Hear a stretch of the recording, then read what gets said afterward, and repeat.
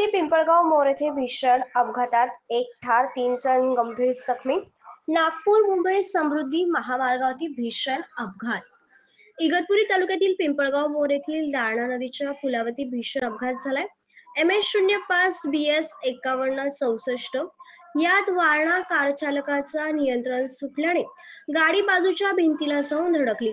या अपघातात वाहन चालकाचा जागीच मृत्यू झाला असून 2 महिला आणि 1 पुरुष असे 3 जण गंभीर जखमी झालेत. अपघाताची माहिती समजताच महामार्ग पोलीस केंद्र घोटीचे पोलीस कर्मचारी व घोटी पोलीस ठाण्याचे पोलीस हवालदार सागर सौदगर, गौरव सोनवणे हे तात्काळ घटनास्थळी दाखल झाले. जखमींना समृद्धी महामार्गाच्या रुग्णवाहिकेद्वारे धामणगाव येथील SMBT हॉस्पिटलमध्ये उपचारासाठी दाखल करण्यात आले आहे. जखमींची नावे समजली नसून पोलिसांकडून पुढील तपास सुरू करण्यात आला आहे. महाराष्ट्र माझा न्यूज प्रतिनिधी भागीरथ आतकरी, इगतपुरी.